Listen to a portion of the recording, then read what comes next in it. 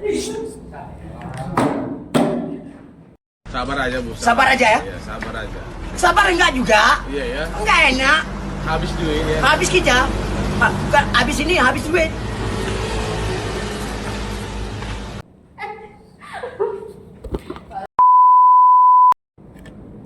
Assalamualaikum warahmatullahi wabarakatuh. Waalaikumsalam warahmatullahi wabarakatuh. Kembali lagi dengan kita podcast Pak Bajo. Cuman Fanya nggak ada, jadi Bajo doang.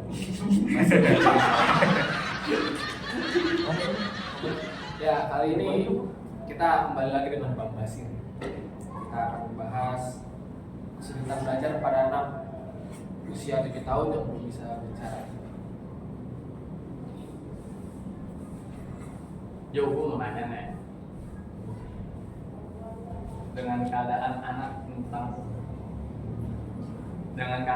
yang usianya 7 tahun tapi sampai sekarang belum bisa berbicara dengan jelas, padahal teman-temannya seumuran sudah bisa berbicara panjang.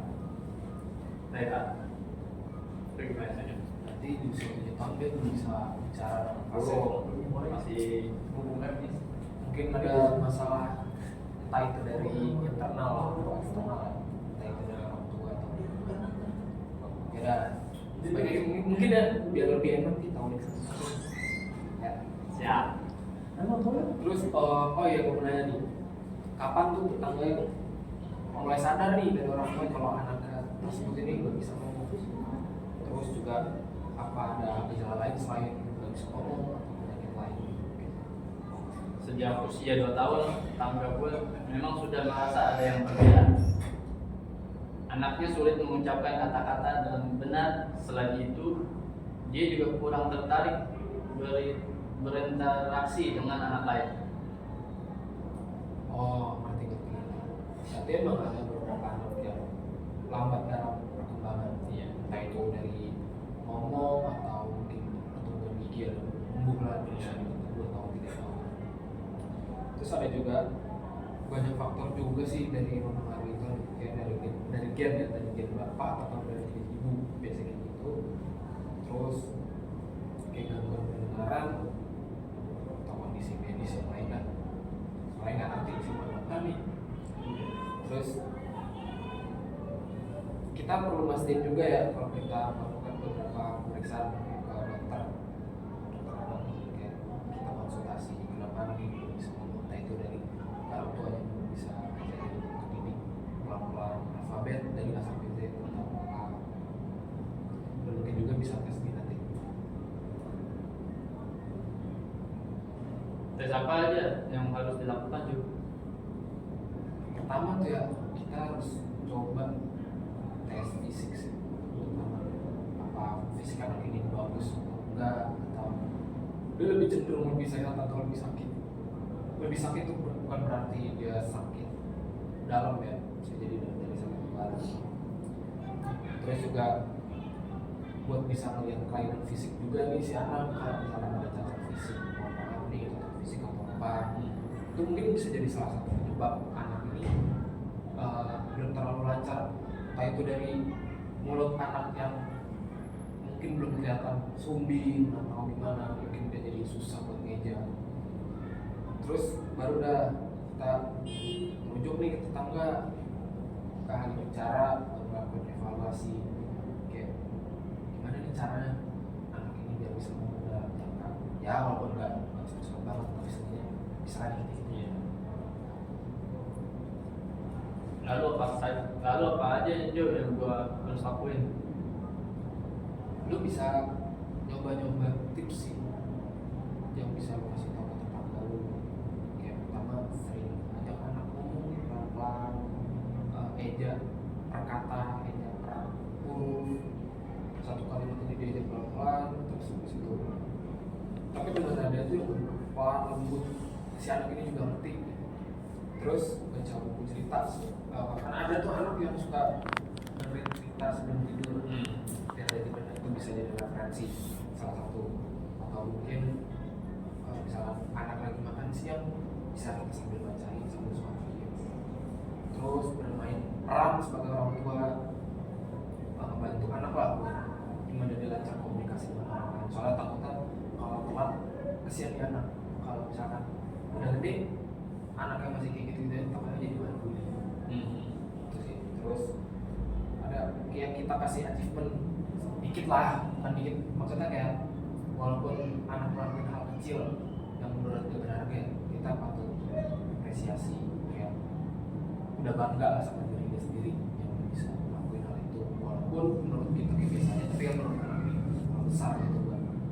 Si anak ini nanti punya apa ya, semangat maju buat dia mungkin mau hal lain mungkin.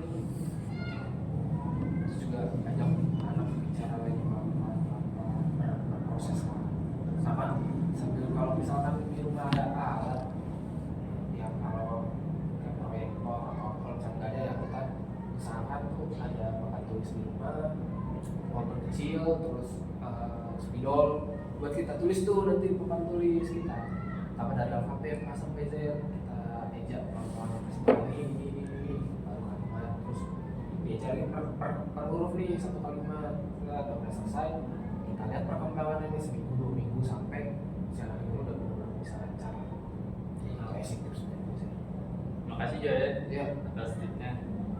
Kok belum tahu sih tentang solusi anak 2 tahun yang belum di Soalnya kan sekarang media sosial juga nggak cuma tentang fashion atau otomotif atau apa lagi. Kadang aku suka aja gitu melihat artikel-artikel tentang dokter. Ada kan sekarang juga zaman organisasi.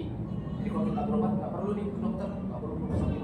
Kita konsultasi dulu ke salah satu, ada aplikasinya lah atau ada apa lah yang kita konsultasi. Atau mungkin kalau misalkan temen lo ini, lo punya teman dokter atau teman gue punya teman dokter, bisa gue konsultasi atau gue tanya-tanya nih tentang gimana sih pekerjaan dokter itu tentang anak ya atau apa ya, walaupun itu bukan di bidang gue gitu. Ya, mungkin suatu saat ilmu itu bermanfaat lah buat orang lain.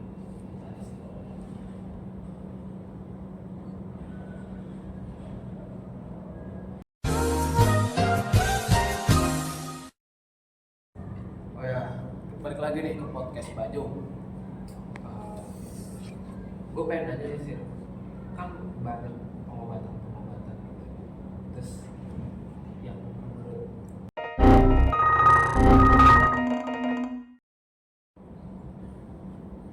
ya, balik lagi ke podcast kita berdua nih, Mbak Jo. Dari tadi kan kita membahas tentang anak-anak ya, yang entah itu dapat berbicara atau macamnya gitu. Jadi gue mau nanya nih ke Bapak Sir, kayak tentang pengobatan menurut syar'i itu tuh beneran bisa atau enggak sih? Sepengetahuan gue nih Jo ya, itu bisa Jo, kayak di rukyah mandiri maupun sama orang lain itu bisa, tapi ya namanya usaha kan, mana yang tahu kan. Penting mah udah usaha. Iya udah usaha, Udah masih namanya ikhtiar. nah ya betul.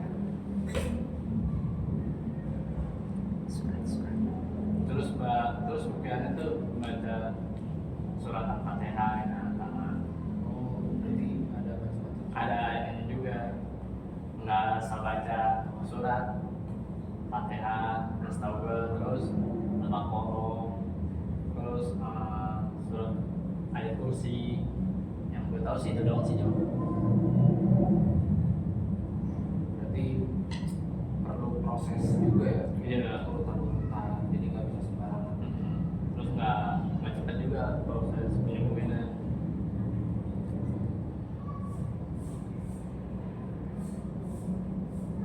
Terus apakah keterlambatan bicara itu dinamakan autis juga Jo? Beda. Jadi kalau speech delay itu kan kayak anak, entah itu ini bukan berpatokan sama anak di bawah usia 7 tahun, tapi ada juga sampai kita udah gede atau masih usia remaja dewasa sampai udah tua lah. Kadang kita tuh belum bisa mengontrol fase speech delay. Kalau misalkan masih kecil kan ya masih bisa dilatih sama orang tua, tapi kalau udah tingkat SMP sampai kita kerja itu ya kita latih dengan diri sendiri.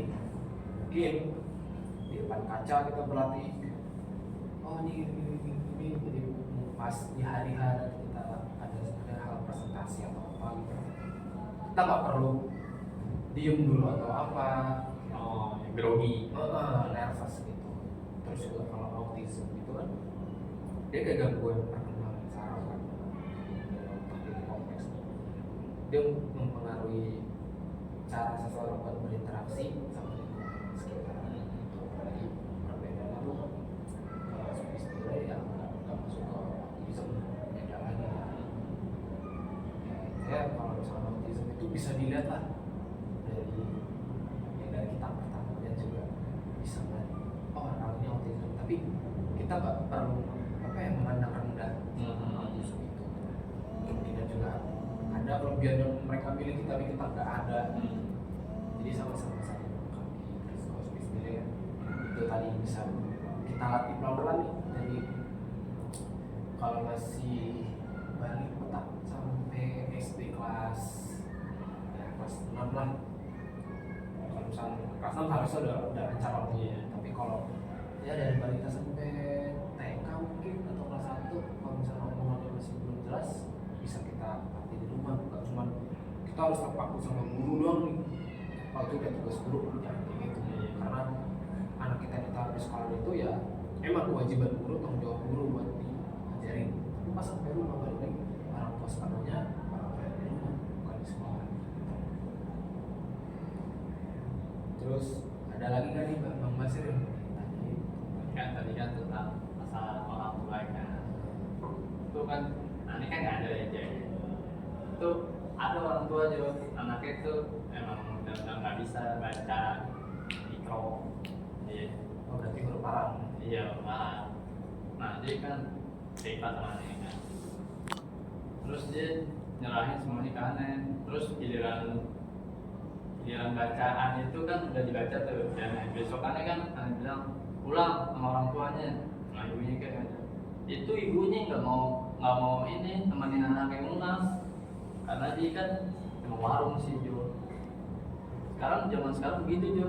Orang tua sekarang susah buat membimbing anaknya sendiri. Nggak usah orang tua yang simpel. Kalau anak sekolahan di tempat ngaji jadi tergiliran anaknya gagal jadi begitu nyalain guru gitu. Karena kita kan udah pelan-pelan berusaha kayak kita bimbing anak ini. Ya emang sih kalau misalnya bahasa kayak huruf Arab ya mungkin yang gampang ya ada gampangnya, ada susah. Karena kita kan dari kecil emang pakai bahasa Indonesia kan, kebiasaan kita pakai bahasa Indonesia. Ya kalau misalkan mau bahasa Arab lancar dari awal lahir di Arab. Di sini itu simple ya. Terus juga kalau masalah orang tua tuh tergantung lingkungan juga sih. Kalau misalkan orang tua yang support gitu, nggak mungkin anak membiarin udah kalau misalnya udah nggak usah ngajar. Kalau misalnya pulang udah biarin aja pulang aja. Nggak ada kewajiban. Pemikiran orang tua udah sih. Itu salah berpikir itu di situ buat orang tua. Seharusnya orang tua tuh yang namanya udah tua ya, mikir kayak oh masa depan anak nih, gue pengen masa depan anak gue ini bagus, nggak kayak gue nih waktu pas gue muda, gue cuma sampai sekolah di sini, gue mau anak gue sampai tinggi, gue usahain, atau nggak bisa. Tapi kok emang gak ada pikiran itu mah, udahlah terima nasib aja tuh anak. Kalau misalnya anak udah ngerti lah, takutnya jadi kagetan di luar anaknya ini. Itu ada lagi kan nih Bang Basir yang mau ditanya tentang apa mungkin? Cukup. Ya, sekian mungkin dari pembicaraan kami tentang kesimpulan kita nih dari obrolan yang tadi kita omongin panjang lebar ini.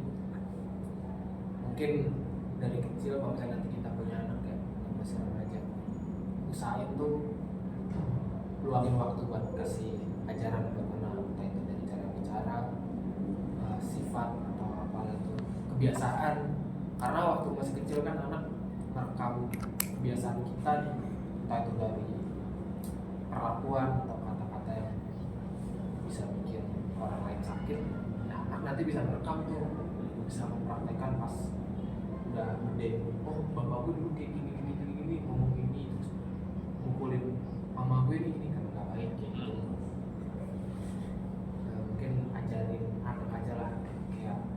biar pertama tuh nggak nilai ya, nggak telat ngomong. Karena itu penting banget sih buat anak nanti perkembangan ke depannya kayak gimana. Untuk pembasir kesimpulannya apa?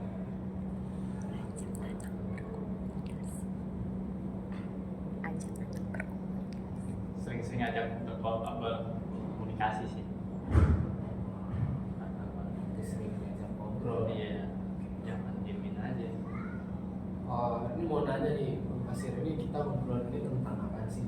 Kayak mungkin tugas kuliah Bang Basir ya? Iya, tugas kuliah. Itu mata kuliahnya ilmu jiwa belajar sama teknologi pendidikan. Oke. Ya cukup sekian dari kita berdua nih, dengan saya Muhammad Ibatul Hirzi dan Wassalamualaikum cukup sekian. Assalamualaikum warahmatullahi wabarakatuh. warahmatullahi wabarakatuh. Waalaikumsalam warahmatullahi wabarakatuh.